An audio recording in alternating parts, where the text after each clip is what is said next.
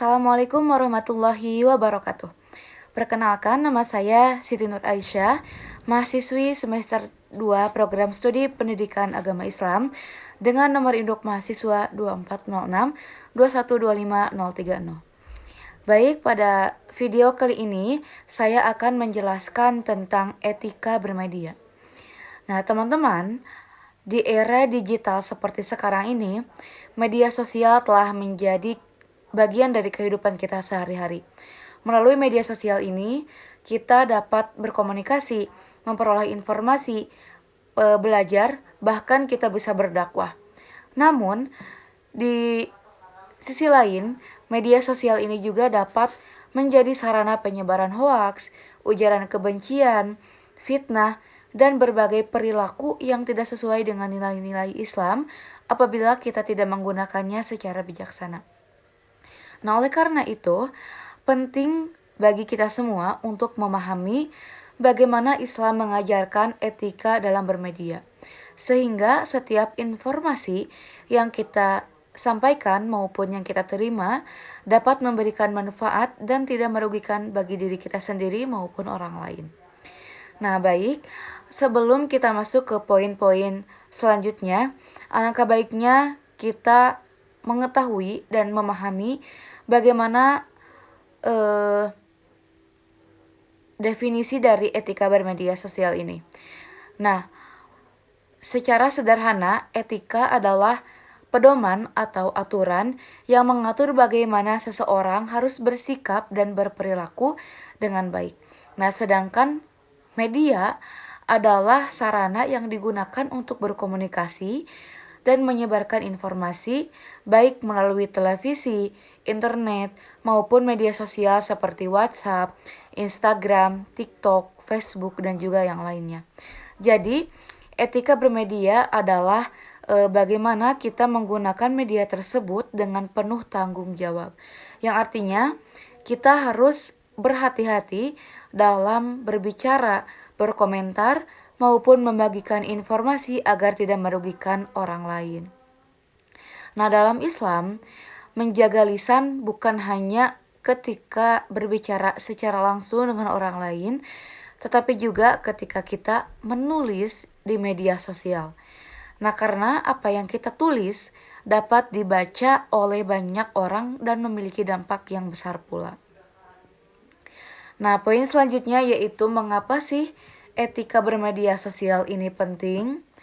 Nah, etika bermedia menjadi sangat penting ketika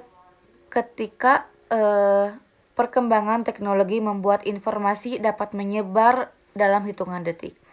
Nah, satu unggahan saja bisa dilihat oleh ribuan orang bahkan jutaan orang. Nah, apabila informasi tersebut benar, tentu akan memberikan manfaat, tetapi apabila informasi itu ternyata hoaks atau fitnah, dampaknya bisa sangat besar, seperti menimbulkan kepanikan, merusak nama baik seseorang, bahkan memecah belah masyarakat. Nah, selain itu, etika bermedia juga penting untuk mencegah cyberbullying atau perundungan di media sosial yang saat ini sangat amat banyak terjadi, terutama di kalangan para remaja. Nah, selain itu, etika bermedia sosial juga penting untuk menciptakan lingkungan digital yang lebih aman, nyaman, dan juga saling menghargai. Oke, selanjutnya yaitu poin landasan dalam Islam. Nah, Islam telah memberikan banyak sekali pedoman yang sangat amat jelas mengenai bagaimana sih kita menerima dan menyampaikan informasi. Nah, dalam Quran Surah Al-Hujurat ayat 6 dijelaskan bahwa apabila datang seseorang membawa suatu berita, maka kita diperintahkan untuk melakukan tabayun atau memeriksa terlebih dahulu kebenarannya.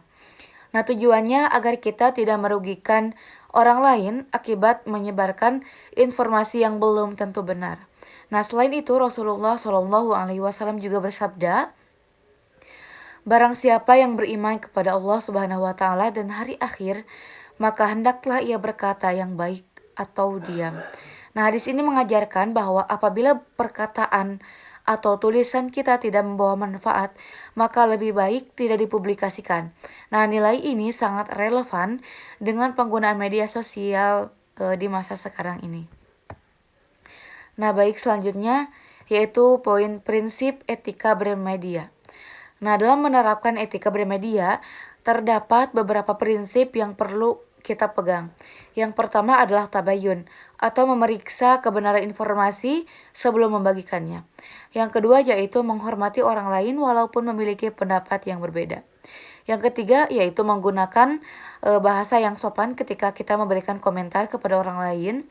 Yang keempat yaitu menjaga privasi orang lain dengan tidak menyebarkan foto atau data pribadi tanpa izin dari mereka.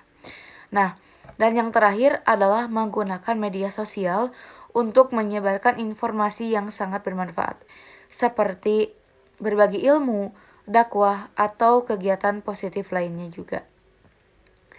Nah, di sini saya akan memaparkan beberapa contoh etika bermedia, yaitu perilaku yang tidak beretika, misalnya yang pertama menyebarkan hoak, lalu melakukan body shaming, menghina orang lain melalui komentar, menyebarkan ujaran kebencian, serta membocorkan data pribadi seseorang. Nah, sebaliknya, perilaku yang beretika adalah selalu melakukan cek fakta sebelum membagikan informasi, menggunakan bahasa yang sopan, menghargai perbedaan pendapat, memberikan komentar yang membangun, serta membagikan konten yang dapat bermanfaat bagi masyarakat. Nah, hal-hal sederhana seperti berpikir sebelum mengunggah suatu sebenarnya sudah merupakan bentuk etika dalam bermedia. Nah, di sini juga saya memaparkan dampak bermedia. Nah, apabila media digunakan dengan baik, maka akan memberikan banyak manfaat seperti memperluas wawasan, mempermudah komunikasi, menjadi sarana dakwah, dan juga bahkan akan menjadi pembukaan untuk peluang usaha. Nah, namun apabila digunakan tanpa etika, dampaknya juga sangat besar. Misalnya, munculnya fitnah, hoaks, cyberbullying, pencemaran nama baik, hingga kecanduan media sosial yang dapat mengganggu kehidupan sehari-hari. Nah, oleh karena itu, penggunaan media harus disertai dengan tanggung jawab. Baik, kita sampai ke kesimpulan pada materi kita kali ini. Jadi teman-teman, sebagai penutup dapat kita simpulkan bahwa media sosial bukanlah sesuatu yang harus kita jauhi, melainkan harus digunakan secara bijaksana. Sebagai seorang muslim, kita dituntut untuk menjadi seorang yang bijaksana dalam menggunakan media sosial, dan juga dituntut untuk menjaga setiap ucapan dan tulisan karena semuanya akan dimintai pertanggungjawaban. Nah, mari kita jadikan media sosial ini sebagai tempat untuk menyebarkan ilmu, inspirasi, dan kebaikan, sehingga keberadaan kita di dunia digital dapat memberikan manfaat bagi orang lain, bukan justru menimbulkan kerugian. Baik teman-teman, sekian yang dapat saya sampaikan. Terima kasih atas perhatiannya. Wassalamualaikum warahmatullahi wabarakatuh.